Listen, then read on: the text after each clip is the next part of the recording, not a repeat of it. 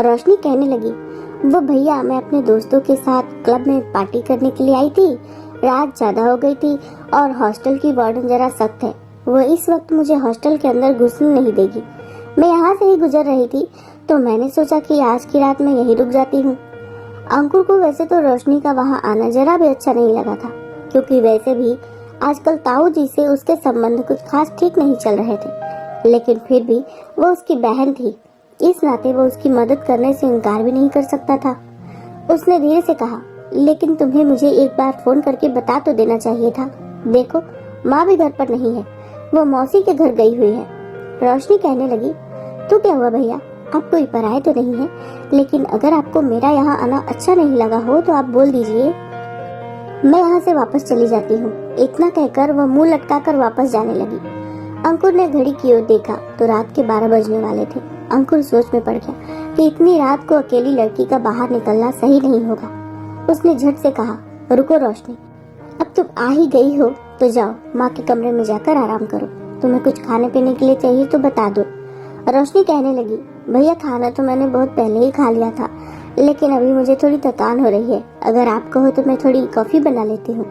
अंकुर ने कहा, मुझे कोई प्रॉब्लम नहीं है, तुम माँ के कपड़े लेकर कपड़े चेंज कर लो, मैं अपने कमरे में हूँ। इतना कहकर अंकुर अपने कमरे में चला गया। रोशनी अंकुर की माँ के कमरे में गई और उनकी एक साड़ी निकालकर हाथ मुंह धोकर उसने कपड़े बदल लिए। उसके बाद वो रसोई में गई और जल्दी से 2 कप कॉफी बना कर ले गई। फिर अंकुर को आवाज लगाते हुए बोली, भैया कॉफी तैयार है। अंकुर बाहर आया और कहने लगा, अरे मुझे कॉफी नहीं चाहिए, तुम केवल अपने लिए ही बना लेती। रोशनी बड़ी मासूमियत से बोली, भैया मैंने कॉफी बना ली है तो आप भी पी लीजिए ना, वैसे भी मुझे अकेले कॉफी पीने में अच्छा नहीं लगता है। अंकुर उसका साथ देने के लिए उसके पास बैठकर कॉफी पीने लगा। कॉफी खत्म होने के बाद दोनों अपने अपने कमरे में सोने के लिए चले गए। अगली सुबह अंकुर सोकर उठा तो रोशनी घर पर नहीं थी। अंकुर ने सोचा कि रोशनी अपने हॉस्टल वापस चली गई होगी। उसने रोशनी को फोन लगाया, लेकिन रोशनी ने फोन नहीं उठाया। अंकुर परेशान हो गया। उसने 1-2 बार और कॉल लगाया तो रोशनी ने फोन उठाया और बोली, अंकुर भैया मुझे आपसे मिलकर बहुत जरूरी बात करनी है, आप शाम को सनशाइन रेस्टोरेंट में आ जाइएगा। अंकुर हैरान रह गया और कहने लगा, अभी कल ही तो हम मिले थे, फिर से रेस्टोरेंट में मिलने की क्या जरूरत है। रोशनी बोली, अगर आप मिलेंगे तो अच्छा रहेगा, बाकी की बातें मिलने के बाद होंगी। आप ठीक शाम के 4 बजे मुझसे मिलने के लिए आ जाना, मैं कॉलेज से निकलने के बाद रेस्टोरेंट पहुंच जाऊंगी। अंकुर असमंजस में पड़ गया कि आखिर रोशनी उसे इस तरह अचानक से मिलने के लिए क्यों बुला रही है। फिर अंकुर ने धीरे से कहा, देखो रोशनी, 4 बजे तो मैं ऑफिस में होता हूँ, अगर तुम्हें मुझसे मिलना ही है तो फिर 5 बजे मिल लेना। रोशनी ने कुछ सोचते हुए कहा, अच्छा ठीक है, 5 बजे ही सही। इतना कहकर उसने फोन काट दिया। अंकुर नहा धोकर तैयार होकर ऑफिस जाने के लिए निकल गया। शाम को ऑफिस से छूटने के बाद वह रेस्टोरेंट पहुंच गया। रोशनी वहां पर पहले से ही इंतजार कर रही थी। उसे देखते ही रोशनी मुस्कुराते हुए बोली, भैया मुझे आपसे बहुत जरूरी बात करनी है, लेकिन उससे पहले मैं आपको कुछ दिखाना चाहती हूँ। इतना कहकर उसने मोबाइल निकालकर उसकी ओर बढ़ा दिया। मोबाइल में कुछ तस्वीरें थी जिन्हें देखते ही अंकुर के होश उड़ गए। उन तस्वीरों में अंकुर रोशनी के साथ आपत्तिजनक अवस्था में था। यह सब देखकर उसके रोंगटे खड़े हो गए और वह क्रोध से लाल हो उठा। उसने गुस्से में चीखते हुए कहा, रोशनी यह सब क्या है। रोशनी कुटिलता से मुस्कुराते हुए बोली, कल रात मैं आपके यहाँ आश्रय लेने आई थी, लेकिन आपने मेरे साथ यह सब क्या कर दिया। अगर मैं यह तस्वीरें सबको दिखा दूँ तो समाज में आपकी क्या इज्जत रह जाएगी। अंकुर कल रात की बात सोचकर शर्मिंदा हो उठा और वह अपना सिर थाम कर बैठ गया और कहने लगा, लेकिन मुझे तो कुछ याद नहीं आ रहा है, मैंने ऐसा कुछ नहीं किया है, यह सब कैसे हो गया।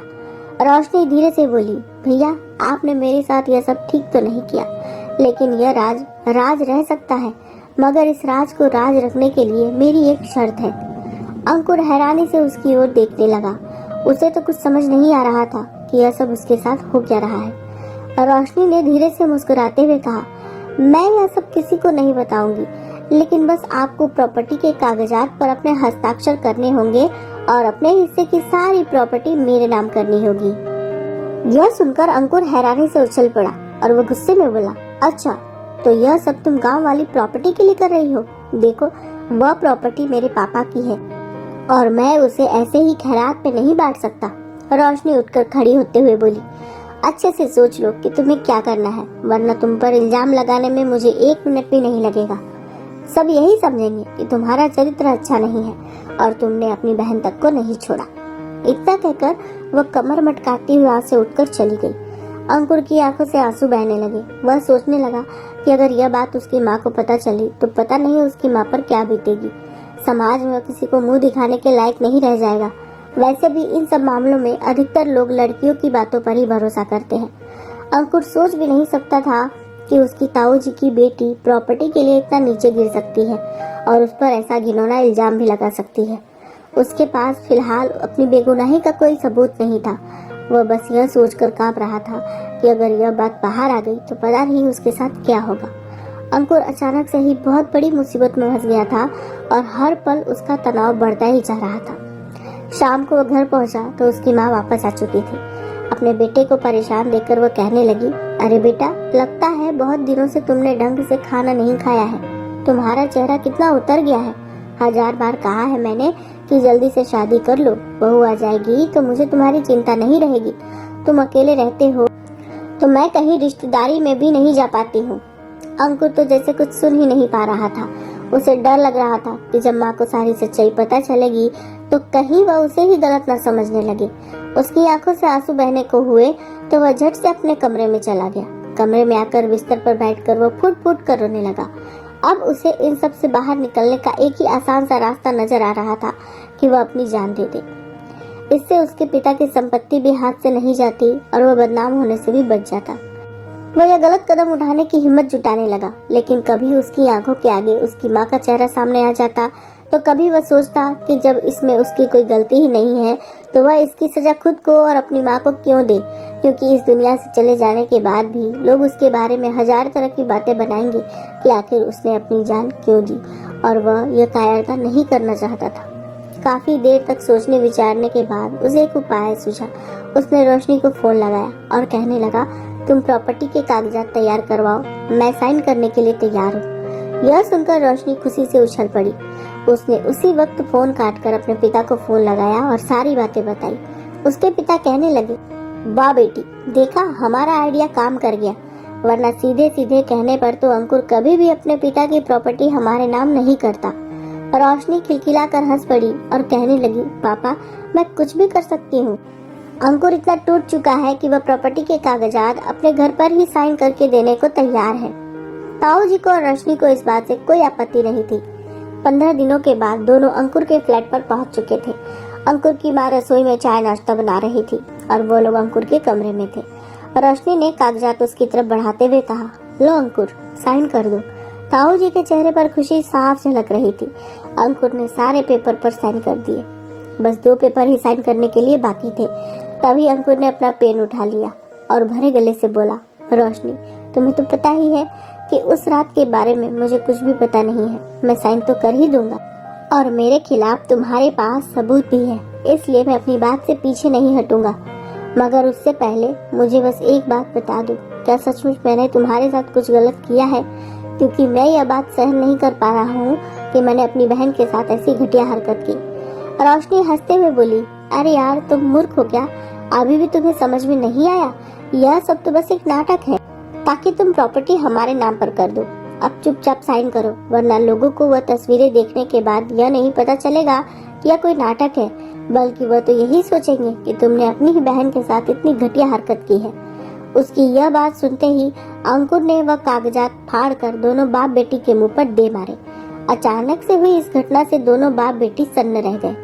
ताऊ जी गुस्से में फुफकारते हुए कहने लगे, अंकुर, ये क्या बदतमीजी है? तुम्हें पता नहीं है कि तुम्हें इस बदतमीजी की कितनी बड़ी कीमत चुकानी पड़ेगी? अंकुर कहने लगा, कीमत तो आप दोनों को चुकानी पड़ेगी। अभी आप लोगों ने जो भी बातें की है वो सारी बातें रिकॉर्ड हो चुकी है और पुलिस भी नीचे ही खड़ी है। मैंने तो पहले ही इंस्पेक्टर साहब से बात कर ली थी कि मेरे साथ यह सब हो रहा है और उन्होंने मुझे आश्वासन दिया था कि आप लोगों के खिलाफ पक्के सबूत इकट्ठा करने के बाद कोई मेरा कुछ नहीं बिगाड़ सकता है। अब आप लोग अपनी बाकी की जिंदगी जेल में गुजारने के लिए तैयार हो जाइए।